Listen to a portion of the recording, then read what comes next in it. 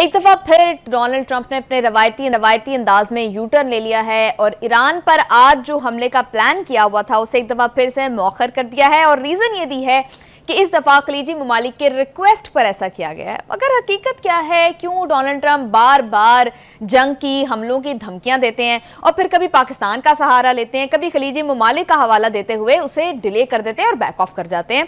तो क्या, और फिर इंपॉर्टेंटली, क्या ये डिले जिसकी वो बात कर रहे हैं सिर्फ वाकई ही 2-3 दिन के लिए, या इस तरह की तमाम तर धमकियां ब्लफ से ज्यादा कुछ नहीं है? इस पर बुखारी साहब का तज्जिया लेंगे।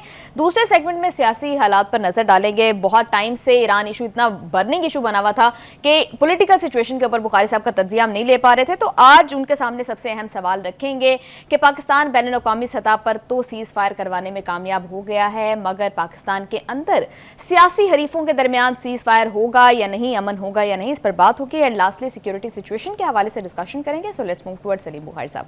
आज सब कैसे हैं आप? जी वालेकुम अस्सलाम, कैसी हैं आप? सायरा ठीक हैं? मैं बिल्कुल ठीक ठाक हूँ बुखारी साहब। वो अगर मैं आज आपको क्रेडिट ना दूं तो ज्यादती होगी, क्योंकि कल के ही प्रोग्राम में आपने बहुत वाज़े तौर पर ये मुझे कह दिया था, ऑल्दो आई डिसएग्रीड, कि मुझे लग रहा था कि शायद डोनाल्ड ट्रंप कोई हमला करेंगे, बट आपने बहुत क्लियरली कह दिया था कि जितनी मार उनको पड़ गई है ना, दोबारा हमला नहीं करेंगे, ये धमकियां सिर्फ ब्लफ हैं। जी बुखारी साहब, एक और यू टर्न। अब मैं क्या कहूँ, मतलब मुझे तो हैरत आई। एक बात तो मैं वसूख से कह सकता हूँ कि गिनीज बुक ऑफ रिकॉर्ड मेरे नाम जाएगा ट्रंप का। A leader of a country like United States of America, जो सुबह दोपहर शाम 3 वक्त मुख्तलिफ झूठ बोलने की एक ही इशू के ऊपर कैपेसिटी रखता है, इसमें कोई शुबा नहीं है। देखिए, मैंने कल कन्विक्शन के साथ ये बात की थी कि जो अखबारात में प्रोजेक्शन है, अमेरिका के अखबारात में जो कुछ कहा जा रहा है, मुझे नहीं लगता कि America is in A position कि वो फिर एक मैसिव अटैक जो है वो लॉन्च करेगा। हरचंद के वो जो नाजायज़ औलाद है इनकी, नेतन्याहू, वो कोशिश करेंगे हर लम्हे कि कोई ना कोई पंगा नया शुरू हो जाए। और मेरे ख्याल से यही हमें ईरान को भी एडवाइस करनी चाहिए कि वो इस बात से मोहतात रहे कि कोई ट्रिक जो है वो नेतन्याहू का कामयाब ना हो। अब ये जो गुफ्तगू आपने सुनी, अब झूठ बोलने का मैंने तज़किरा तो फरमा दिया है, लेकिन ये कि अब ज़रा उसको क्वालिफाई भी करते हैं थोड़ा सा। हमें उन्होंने ये तासुर दिया था कि हम ईरान के ख़िलाफ़ इसलिए एक्शन कर रहे हैं कि खलीजी ममालिक को तहफ़्फ़ुज़ भी फराहम करना है और ईरान को न्यूक्लियर पावर बनने से रोकना है जी। अब वो ये फरमा रहे हैं कि इन्हीं खलीजी ममालिक ने मुझसे कहा है कि हमला ना करें। अब आप देखिए कि मुखासमत का जो लेवल इस वक्त ईरान और यूएई के दरमियान चल रहा है, कैन यू इमेजिन कि यूएई कहेगा ट्रंप से कि हमला ना करें ईरान के ऊपर? तो ये करीन अज़ क़यास बात नहीं है। एनीवे, हैविंग सेड दैट, मेरा ये ज़ाती ख्याल ये है कि जो खलीजी रियासतें हैं उन्होंने भी अपने सबक सीख लिए हैं, क्योंकि इस पूरे अरसे में जो 2 जंगें हुई हैं, 12 रोज़ा और ये 38 रोज़ा जंग जो है, इसमें अमेरिका सिर्फ इसराइल के तहफ़्फ़ुज़ के लिए आया है और उसने किसी की तरफ पलट के नहीं देखा है। इसके बावजूद कि उनकी सरजमीन के ऊपर जो उसके अड्डे कायम थे, उनको इस्तेमाल किया गया ईरान के ख़िलाफ़, और ईरान ने रिएक्शन के तौर पर जब उन पर हमले किए, जब उनको टारगेट किया, तो मसूफ़ ने अपने फ़ौजी वहाँ से निकाल लिए और ये किसी एक से नहीं पूछा कि भाई तुम्हारे साथ क्या बन रही है। ठीक है, इसलिए मैं ये मानने के लिए तैयार नहीं हूँ कि जो जवाज़ उन्होंने बनाया है कि मुझे खलीजी रियासतों ने, हमारे इत्तेहादियों ने कहा कि हमला ना करना, तो मैंने सोचा कि नहीं करते। चलें, आप कहते हैं तो नहीं करते हैं। ये है लेवल ऑफ प्लानिंग एंड ये है level of decision making. Anyway, having said that, देखिए 2 बातें अब तय हो गई हैं। Iran will not take dictation from United States of America और Trump domestically is very weak man. वो जो माइटीएस्ट ट्रंप था, वो अब एक वोट के सहारे पे खड़ा है। कौम साथ नहीं है, अदारे डिवाइडेड है, फौज डिवाइडेड है, नेवी डिवाइडेड है। इसके बारे में भी कोई इबाम नहीं है, अखबारात में छप चुका है, दुनिया में सामने आ चुका। 34 जर्नैल जो हैं सीनियर लेवल के घर भेज दिए गए भाई जंग के दौरान, और इससे बड़ी स्प्लिट क्या हो सकती है? एक बात। दूसरी बात यह है कि ईरान अब हजरत फरमा रहे हैं दूसरा झूठ, अगर ईरान एटमी हथियार ना बनाए तो फिर मुआहदा हो सकता है। भाई मुझे ये तो बताओ, कब कहा था ईरान ने कि हम एटमी हथियार बनाएंगे? खुद ही से एक जवाब खड़ा है, उसी के बलबूते के ऊपर 2 जंगें लड़ ली हैं और उसी के ऊपर अब भी कायम है। कभी कोई एक आदमी मुझे बयान दिखा दे किसी ईरानी लीडरशिप का फॉर द लास्ट 50 ईयर्स कि उन्होंने कहा हो कि हम एटम बम बनाएंगे। बल्कि जब जब ये इल्ज़ाम लगे, उन्होंने टूथ एंड नेल डिनाई किया और 45 आप देखिए 2014 में 900 केजी अफसूदा यूरेनियम हवाले की थी ईरान ने। अगर बम बनाना होता तो काफी नहीं, 90% which is just not close to exactly worth making a bomb. उन्होंने तब नहीं बनाया। अब 60% पे उनकी अफसूदगी पहुंची हुई है, तो उन्होंने कहा अच्छा हम इसको नीचे लाने के लिए तैयार हैं। उनकी किसी बात का एतबार ना करें और ट्रंप के हर झूठ को आप मान के बैठ जाएं, दुनिया ऐसे तो चलेगी नहीं। और ऐसे दुनिया नहीं चल रही है, एक्सपोज हो रहा है जी। दूसरी बात यह है कि वो ये फरमाते हैं कि हम ईरान को रियायत देने के लिए तैयार हैं, क्योंकि ईरान जानता है कि उनके साथ क्या होने वाला है। ये ना अफसानवी, ये वो जो एक रात हज़ार अफसाने जैसी जो हज़ार दास्तान के किस्से हैं ना, उस तरह की बातें लगती हैं जी। कभी आप कुछ कह रहे हैं, कभी आप कुछ कह रहे हैं। आप कंसिस्टेंट है ही नहीं अपने स्टेटमेंट्स में, अपने ऐलानात में आप कंसिस्टेंट नहीं हैं, तो how can anybody take you seriously. बिल्कुल बुखारी साहब, एक दफा फिर ऐसे लग रहा है कि जैसे डोनाल्ड ट्रंप ने ईरान को डेडलाइन दे दी है। फिर से उन्होंने कहा है कि 2-3 दिन के लिए सिर्फ ये प्लान डिले किया गया है कि मीनवाइल ईरान को हमारी मर्जी की डील जो है वो हमारे तक पहुंचा दे। आपको क्या लगता है कि again this is a bluff और फिर इसे बैक ऑफ करना पड़ेगा? दिस इज एब्सोल्यूट ब्लफ, क्योंकि इसके साथ साथ वो ये कह रहे हैं कि बहुत अहम मुआहदा होने वाला है, जल्दी होने वाला है, और जो हम चाहते हैं वो हम हासिल कर लेंगे। यानी ईरान एटम बम नहीं बनाएगा, ईरान इसराइल पर हमला नहीं करेगा। ये इस तरह की जो चंद उनकी ख्वाहिशात हैं। कहने का मतलब ये है कि या आप कैटेगोरिक हो जाए ना, या तो आप ये कहें कि ईरान हमारी बात नहीं मान रहा, हम उसको सबक पढ़ाने के लिए हमला करने वाले हैं, तैयार हो जाओ ईरानियों। ये भी नहीं कह रहे आप ये भी नहीं कह रहे कि नहीं जनाब हम हमला बिल्कुल नहीं करेंगे, कोई सवाल ही पैदा नहीं होता हमला करने का, हम तो जी मुज़ाकराती अमल के। आप ना बटे हुए हैं बीच में दोनों चीज़ों के ना, लहरा रहे हैं कभी इधर कभी इधर कभी इधर कभी। तो दो कश्तियों में चलने वाले, पाँव रखने वाले सवारों का क्या हाल होता है, अंदाज़ा तो होगा ना आपको। जी बिल्कुल बुखारी साहब, अभी रिसेंट जो प्रपोजल सामने आ रही हैं, जिस तरह की बातें दोनों साइड से हो रही हैं, अब यूँ लग रहा है कि बात सिर्फ न्यूक्लियर के ऊपर हो रही है या होगी, सिर्फ अफजूदा यूरेनियम के ऊपर बात होगी। तो ईरान तो ऑलरेडी एग्रीड है न्यूक्लियर बॉम्ब ना बनाने के लिए। मीनवाइल डोनाल्ड ट्रंप की रेड लाइन भी यही है, तो फिर मुआहिदा हो क्यों नहीं रहा, फिर बात फंसी कहाँ है? देखिए जो बात फंसी हुई है, ये तो मुझे कहते हुए मेरे ख्याल से 3 महीने हो गए हैं, जंग से पहले से कह रहा हूँ मैं। और वो क्या है, वो ये कि अमेरिका को एक प्रेस्टीज चाहिए, एक सेफ एग्जिट चाहिए। बात कर रहा हूँ मैं सल्तनत से कि नहीं, उसको फेस सेविंग चाहिए। वो जलील हो चुका है पूरी अपनी तारीख में, तमाम जंगें लड़ लड़ के, किसी जंग में आज तक कामयाब नहीं हुआ वो। आप जापान की जंग ले लें, आप कोरिया की जंग ले लें, आप वियतनाम की जंग ले लें, आप इराक की जंग ले लें, आप अफगानिस्तान की जंग ले लें, वो भाई कितने सबूत दूं मैं आपको। हर जगह से जलील होके निकले हैं अमेरिकन। उसकी ख्वाहिश हो सकती है उसके अंदर कि मैं इस दफ़ा जलील होकर ना निकलूं, लेकिन उसका हर दूसरा फैसला, हर दूसरा ऐलान उसको मज़ीद जलील होने के लिए यानी मौके फराहम कर रहा है। तो कहने का मतलब ये है, क्योंकि अगर ये सूरत हाल ना हो ना जो मैं कह रहा हूँ, तो ईरान इतनी स्ट्रॉन्ग पोजीशंस ना ले। जी 3 दफ़ा आ चुकी हैं ना अमेरिकन प्रपोजल्स, तीनों दफ़ा उसके काउंटर के जवाब में उन्होंने उससे ज़्यादा स्ट्रॉन्ग प्रपोजल्स दिए या नहीं दिए।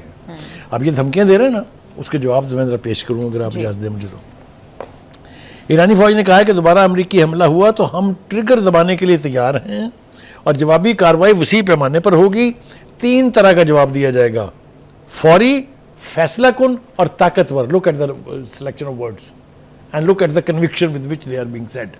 आगे, अमेरिका और इसके इत्तेहादी किसी भी नई स्ट्रेटजिक गलती या गलत अंदाजे के मुर्तकब ना हो, वरना तारीखी सबक सिखाया जाएगा। ये कह रही है ईरानी फौज।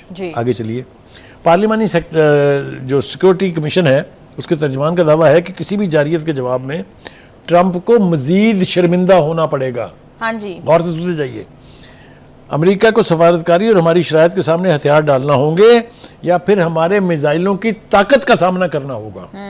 बुखारी साहब, ये वही इब्राहिम रज़ाई साहब हैं जिन्होंने शायद ये प्रॉबेबली इन्होंने कहा था कि अगर दोबारा हमला किया गया तो ईरान न्यूक्लियर हथियार बना लेगा, या एटलीस्ट इसके ऊपर सीरियसली पार्लियामेंट के अंदर गौर व शुरू हो चुका है।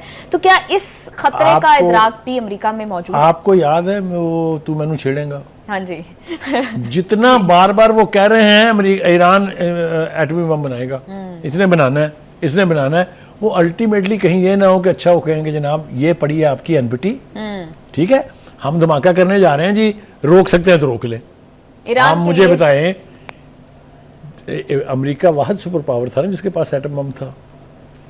बरतानिया को रोक लिया, फ्रांस को रोक लिया, चाइना को रोक लिया, रशिया को रोक लिया, पाकिस्तान को रोक लिया, इंडिया को रोक लिया, इसराइल को रोका। तो ये why should Iran be an exception? और दूसरी बात ये है कि मैं आपको बताऊं, चीज़ें इतनी फास्ट हो रही हैं। अभी वो रूसी वज़ीर ख़ारजा का जो बयान है हम उसके ऊपर भी आएंगे। उसने तो कहा है कि as an NPT signatory this is the right of the Iranian nation to develop nuclear program, और यूरेनियम अफरूदा करना उसका राइट है। आपने देखा कितना कैटेगोरिक ज़बान में बात की है। ये ईरान का दूसरा अहम स्टेटमेंट है मेरे नज़दीक। इससे पहले उन्होंने अमेरिका से कहा था कि याद रहे ईरान इज़ नॉट अलोन।